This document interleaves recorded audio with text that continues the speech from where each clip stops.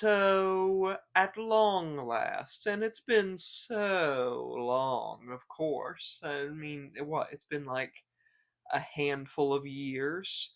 Anyway, they're doing another Harry Potter thing, live action adaptation. This TV show, no less. And by God, I swear it is, all jokes aside, too soon. It is way too soon. I mean, it's kind of a misstep because honestly, speaking as someone who's not totally against them ever doing another adaptation, I just don't think, I think it's too soon. They needed to wait at least another like 15 years or something, or 20 years maybe, to avoid people drawing such bonkers and sometimes fairly accurate comparisons to the fairly great original movies. And those original movies had some great actors in them, and like some like brilliant performances and brilliant music which is not going to be in the new one apparently, and that bothers me too. And as for recastings, I really don't have anything new to add on that front. The internet has blown up, in that regard, and honestly, I don't feel like I have anything original to contribute. I mean, there have been a lot more. There have been plenty more better people, more qualified than me, to assess the genuine virtues and less than virtues of certain of the most controversial castings of this particular series. People significantly more qualified than me to have any opinion on the subject, honestly, and they have said, you know, pretty much everything there is to say, and a whole lot more.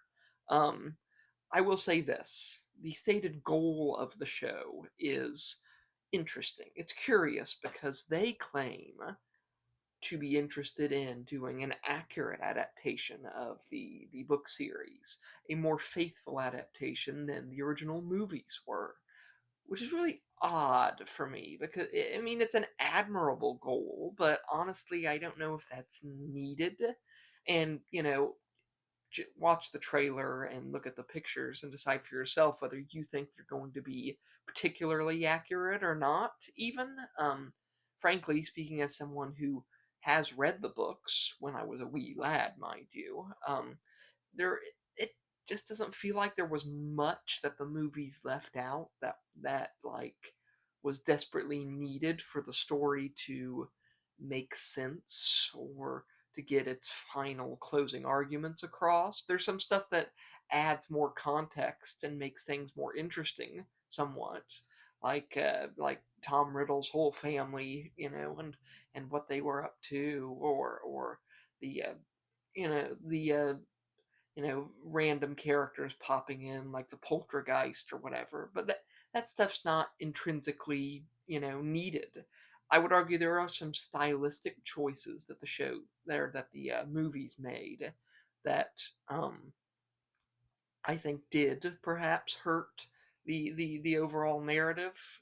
Notably Lord Moldybutt's end, which in the books was actually less spectacular and cool and grand, because that was the whole point, was that Moldybutt is just kind of like a dude.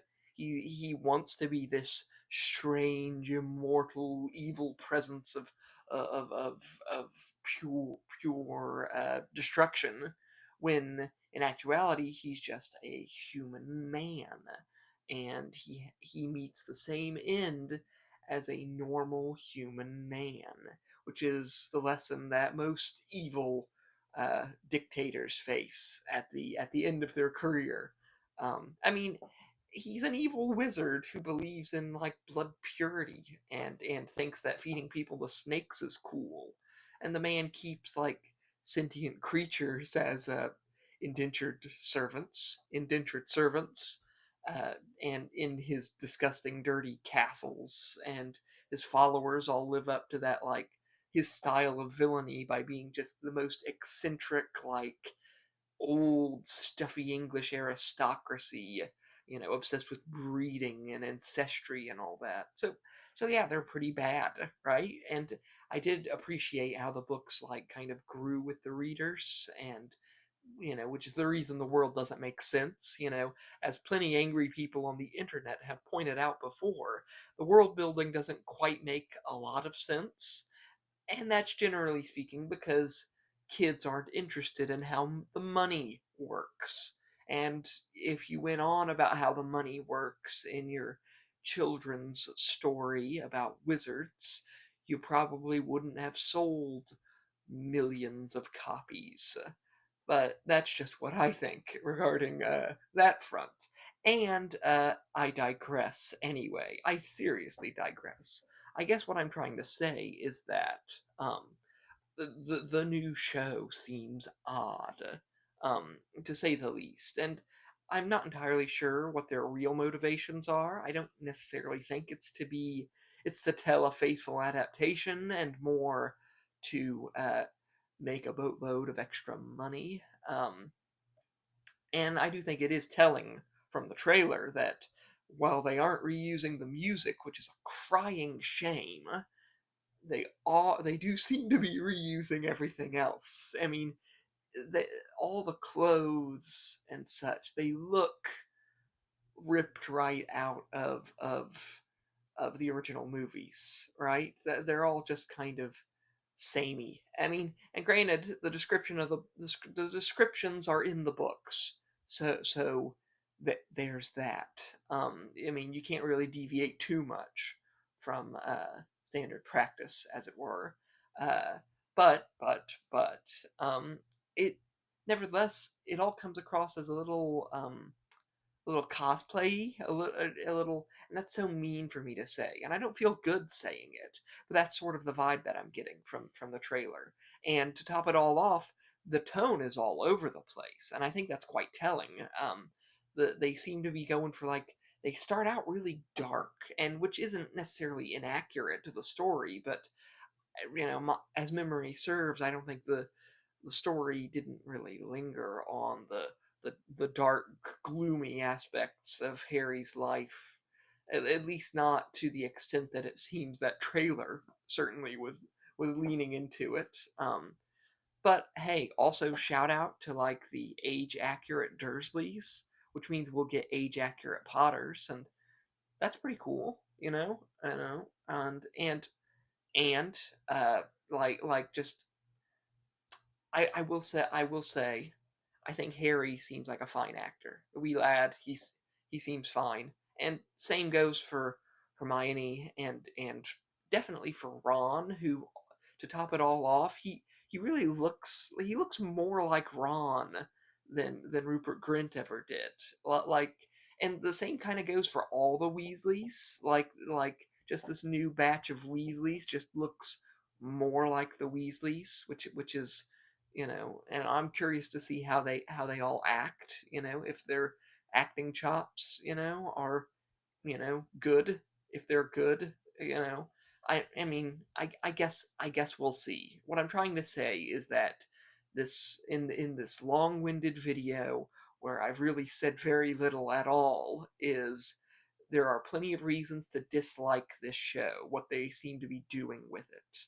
But I'm also not a complete and total self-centered wanker who can only respect or accept things that stroke my own ego and my own thoughts of the way it should be. I'm not that guy. So you know all I want to say is that I hope they don't muck it up.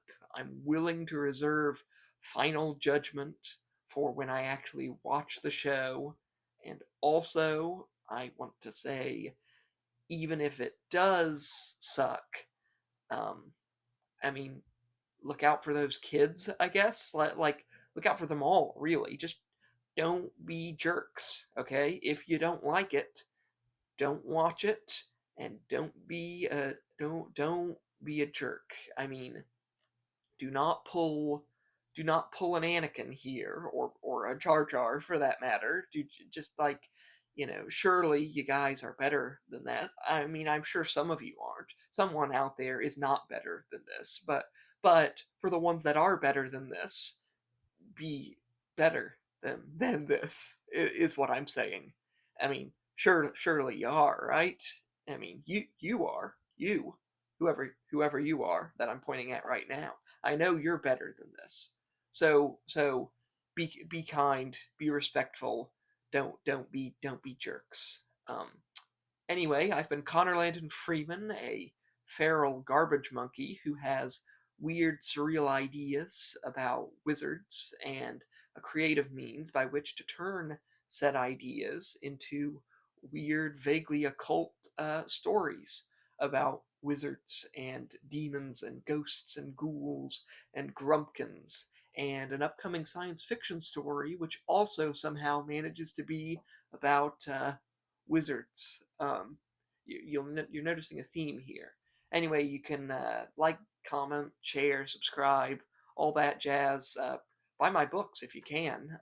You can find me on Amazon by looking for author Connor Landon Freeman, among other things. And I'll have more videos about pop culture and books and such soon, very soon, next week, in fact.